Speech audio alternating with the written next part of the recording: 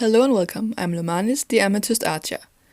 This is a recap and analysis of the first episode in English of Season 4 Lego Monkey Kit. If it goes according to plan, I'm gonna do an analysis of every episode as they come out weekly. The first episode's English title was announced on Twitter. It's called Familiar Tales. Before we start, there's of course a big spoiler warning for episode 1 of Season 4. I'm basically discussing what happened in the whole episode. So the episode starts of course with the intro. I will not be going into that. We are starting in this dark place city. It kind of reminds me of the Celestial Realm actually. But yeah, clearly a dark version. We see lanterns burning with this blue fire. Also, like, floating blue fires around. It reminds me of the Lady Bone Demon. She had the same kind of fires in a more blue color. They look alike at least. We see the shadow of someone. They are on their way into this big palace. It seems like there's a lock on the door. A seal, you could call it probably. The seal is covered in these symbols. They look a bit familiar, but I'm not sure it's them who's been used in the series before. The unknown person easily breaks the seal. Either way, it was them who created it in the first place, or they are extremely powerful. Or the seal is just weak. That could be a possibility too. They even look over their shoulder, almost as they were making sure no one else was there. It was definitely the feeling I got. The person goes inside the room, a room full of symbols. They are overall on the walls, on these plates in the middle of the room, floating around, reminding a lot of how the scroll at the end of Season 3 looked. So much I think it's possible that the scroll is made out of some of these plates. Could definitely have a connection. And to make it even more interesting, these symbols are definitely the ones we saw in the scroll at the end of Season 3, and the symbols we saw Lady Bone Demon use. I found multiple of the symbols that looks exactly the same as them we know. Even when LBD was locked away by the Great Monk, the same symbols are on the wall. Kinda like how they are on the wall now. The unknown person is taking one of these plates. I really wonder if that combination of symbols that were on that plate that was taken is gonna play a role later in the season, since it was so highlighted in this moment. Back in the city we know MK is fighting two giant golden snakes, with help from May and her new jet. It's Yin and Jin. Did I pronounce that right? Well, it's them who turns out to be behind the snakes. They are back. They stole a lot of magical artifacts, and I suppose that's how they control these snakes. They were probably one of the artifacts. A new smaller make of MK is revealed, and he combines it with May's jet. That's how they defeat them, without any seemingly big troubles. It's funny how this episode really is highlighting how popular MK has become among the civil people. The show has never really focused on what people think about our heroes. There was a little bit in the very first episode, but otherwise not really. I can't help but think something is gonna happen so the civils don't like them anymore, like some misunderstanding so the civils thinks the heroes is the bad guys. Considering how much we focus on how good it is right now. But maybe I'm just overdoing it.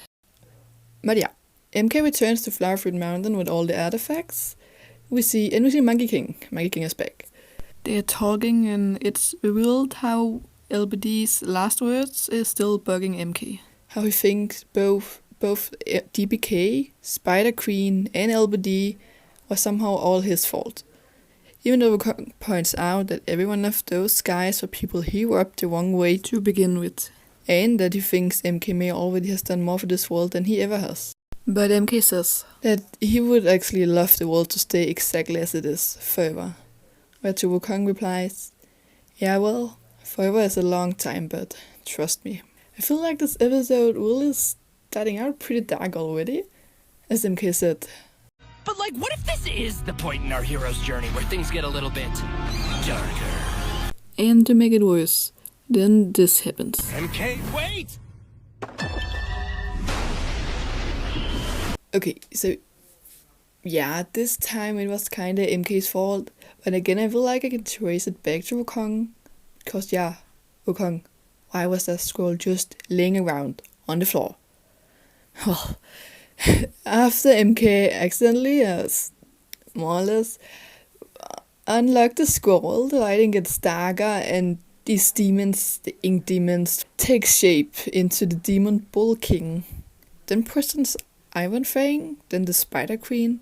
MK is flipping out, not knowing what to do, while Wukong is weirdly silent. Then the demon is turning into what must be Macaque. And it becomes pretty clear that this must be persons from the past, since when it's taking Macaque's form, it's almost certain to say it was when Macaque was sent to the underworld, in other words, when he died, based on the flashback we have seen in Season 3.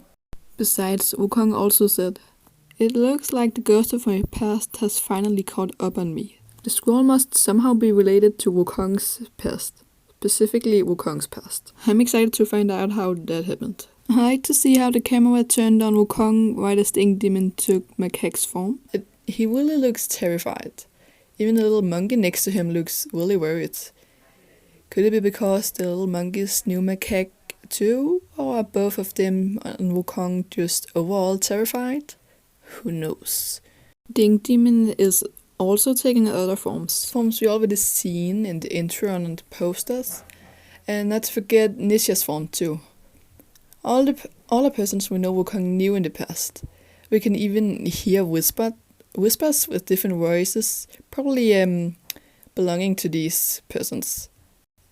It's, for example, pretty clear we can hear Macaque's and Nisha's voices. And I think it's sure to say that what they are saying already has been said. As we, for example, hear Nisha say, "You will doom us all," which is something he said to Wukong earlier in the series. There's also this voice saying, "Monkie, no violence." Monkey, no violence! And that phrase really reminds me of the Great Monk. Back when Wukong was traveling with him and the other pilgrims, he was known, at least in Journey to the West, to be a bit too violent for the Great Monk's taste. And he would often tell Wukong to stop being so violent. It even caused conflict between them. Right after the ink demon said that, Wukong is yelling no, and in the start I thought it was because it was attacking them, but like his facial expression right after he said no seemed more like he was reminded of a bad memory. Or something not so nice, at least. No matter what, I think it's safe to say that these voices are from some of Wukong's past bad memories. Or bad points in his relationships, perhaps. While MK is trying to save the little monkeys, Wukong seemed completely frozen. Definitely implying that, yeah, this is reminding him of something bad. While even if I'm sure it was terrifying, it was still new to MK. But he isn't fast enough and the little monkeys get consumed by the ink. And then Wukong is too, as he protects MK. And right before he's completely covered by ink, he tells MK that he must seal the scroll, no matter what.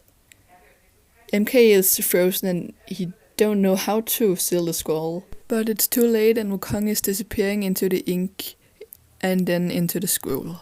It's noticeable how Wukong only disappeared into one of the fields, like one of the combination of symbols, and not the whole scroll. It was clearly that it was one of the combinations and wasn't just some random place in the scroll. It makes me think that the other combinations besides his were like made for specific persons. Like this one was made for him and the other one was made for others. MK has no idea what to do and chooses to try and run away. He managed to get out of the cave while the magic barrier is stopping the ink demons. He gasping turns to look at them, terrified. And then the episode ends. Typical. Okay, so this episode is promising a lot of exciting things, and I feel like MK needs to be okay and let go of what happened before the season is over. Otherwise, it's gonna feel incomplete.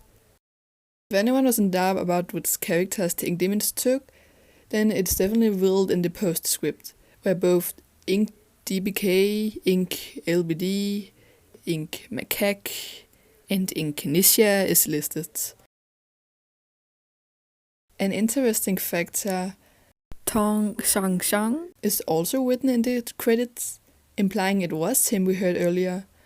There's just the fact that it doesn't say ink Tong Shang Shang, just Tong Shang Shang.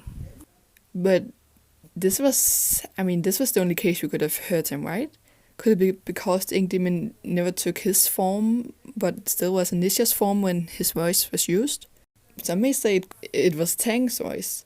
I've heard something about his voice actor being written as Tang Shang in the postscript before. Not entirely sure if I remember correctly though. But Tang wasn't in this episode overall, so... But I suppose it could be a mistake too. That was all for now. I will hopefully be back next week with another Annihilus when the next episode comes out, again, if everything goes according to plan. I'm sorry about it got so long. I mean, the whole video is almost just as long as an actual episode. I will try to shorten that a bit if it irritates people. Have a wonderful day or night. Until next time.